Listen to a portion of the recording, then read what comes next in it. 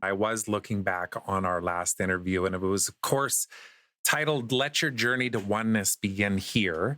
And just all of the pieces of what brought you to that point, right? In February of 2021. And let's pick up from there, actually, because maybe give an update of what's gone on in your world. And I'll let you kind of say it in your words. And if there's any pieces that I want you to kind of elaborate on, I'll maybe dig a little deeper. But what's gone on since we chatted last time in February in your world? Well, it's kind of been a reflection of everyone else's world, a lot of transformation, a lot of growth. But ultimately, last time you interviewed me, and since we've known each other, owned a company called Your Mindset Mentor, which was primarily helping entrepreneurs move through their mindset and really align with their business intentions as entrepreneurs do. But right after that podcast interview, and at that time, that podcast interview, I was actually moving into a new phase in Your Mindset Mentor where I had spent quite a few years building out my products and testing them and seeing what I wanted to do with that business. And I was about to release that. I was about to put some money into ads. I was about to leverage YouTube. And it was really just the next level of Your Mindset Mentor. But 2 months after that interview, I got a nice knock from the universe, which politely Hmm. had said, "You're actually going the wrong way." Hmm. And I have since actually dissolved Your Mindset Mentor to ascend part of it into a greater purpose and greater mission, which we'll get into today. But essentially, I dissolved the company that I spent 3.5 years creating and giving it absolutely everything I had. And I did it at a time where I was making money and things were going great. And I was about to take it to the next level. In the entrepreneur world, we call it scaling, but it just didn't feel right. And the universe, like I said, knocked and said, "No, you're going the wrong way." And I made a decision to listen. And I think as an entrepreneur, that's a very difficult place to be in. But the work that I'm in and the podcast title that you had kind of is the reason why I allowed myself to be in that moment and to make that decision. So that's the biggest thing that's happened business wise. But then on a personal level, I've gone through a physical experience that I never ever thought I would experience. And most people don't experience it. And so there's lots has happened. And I'm excited to dive more into it today. Well, there's an important piece of what you said there that landed for me, at least, which was, you made a decision to actually listen to what you were feeling and even hearing and everything, all the senses. But I think I can relate to that mostly right now. And I'm sure we'll talk about this too. But like when you physically were just feeling like rough, right? Like your back was out and you were down and out like for a good 4 months.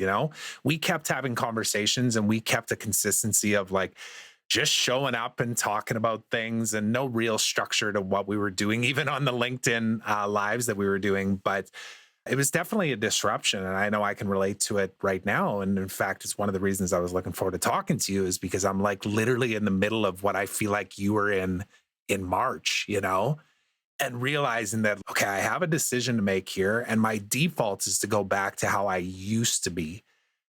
And therefore it's uncomfortable, right? And the idea of actually choosing a different path, even though it means actually slowing down and reflecting, it's just so foreign to me. And I think I've actually broken through on something just even the last 3-4 days since we last talked too. But what was that like for you in that experience? Because naturally, as human beings, we look at these things like an events of physically, maybe you do a labor job and you break your leg. You can't work. Like you're forced to not work. And you were kind of in that scenario too, where you couldn't even really sit in front of a computer comfortably long enough to do your work, right? That you were doing before.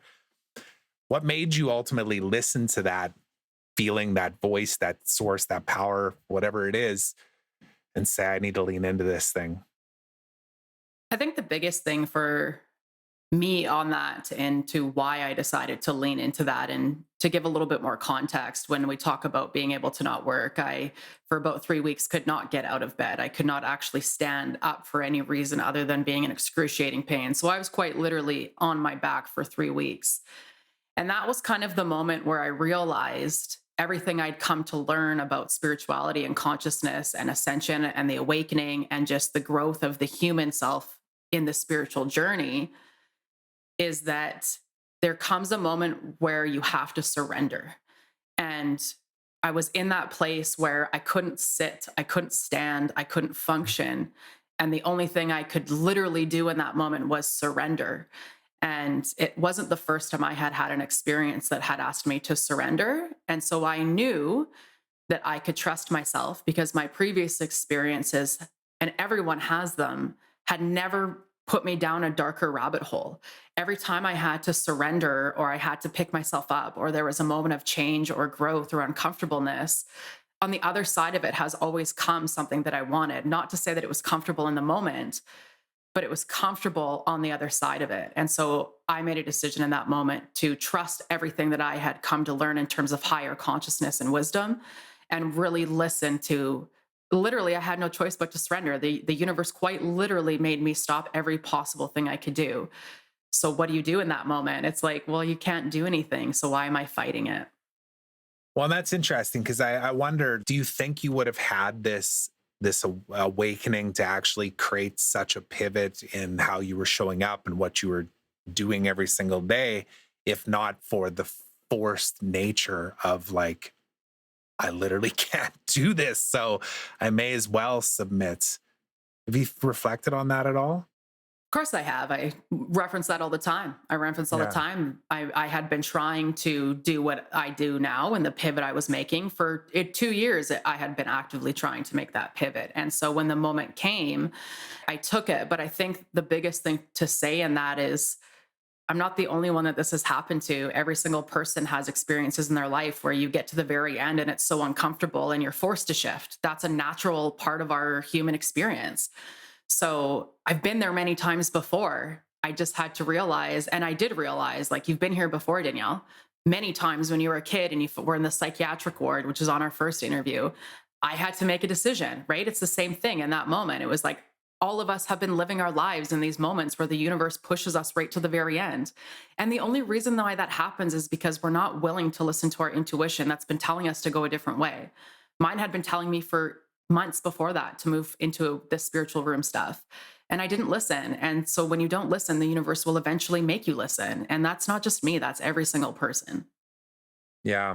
I'm thinking about Joe Dispenza, I think, said once on a podcast the idea of like how we can choose to evolve, shift, change in a state of pain and anguish. Like you get cancer and now you're forced to stop eating McDonald's or whatever the case is, or you could do it in a state of bliss, and that most people default to the pain causing the reaction of like the massive shift, right? So I just wanted to bring that up just in case anybody's thinking from that perspective, even too, like, do I have to wait for something catastrophic to happen in my life to actually create really deep, profound change? That thought, I love Joe Dispenza for that thought, but to anyone listening, that thought can only, someone who is awakened to higher wisdom can only actually stand in that understanding of it doesn't always need to be negative, it can be positive, because without that awareness, you don't understand that you can create from that place. So I'm glad that you said that because it's not always negative, but that blissful state that you can navigate those experiences from are only available to people that are awake and have awareness. Mm-hmm. But something else that you said in that, I didn't just in that 3-week time period wake up and decide to change. It took me being laid out, slowing down, listening, and another 4 months and another month once I was kind of well to actually fully exit and dissolve that company. It didn't just happen overnight. It was a months long period of me finally getting to a place of, okay, you have to let all of this go, every single part of it. Where do you think the hesitation was for you? Yeah, the hesitation, I know right away where it came from. The hesitation was a belief that if I didn't see your mindset mentor come to its full fruition, that people on the outside who had been following me since day one tell me that I failed. And in fact, I came across an experience recently of people asking me, why did you let go of that company? It was being successful. Like, why all of a sudden did you do that?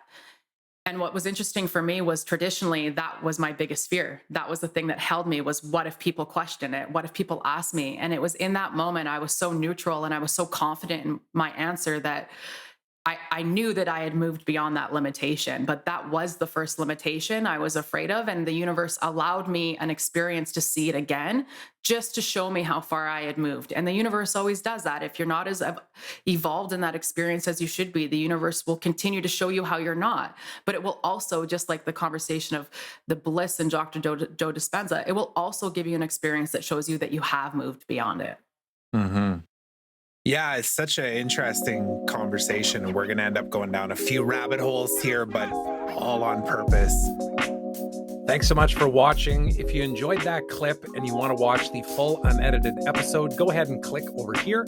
And while you're at it, don't forget to subscribe. It really does mean a lot to me. Thanks so much.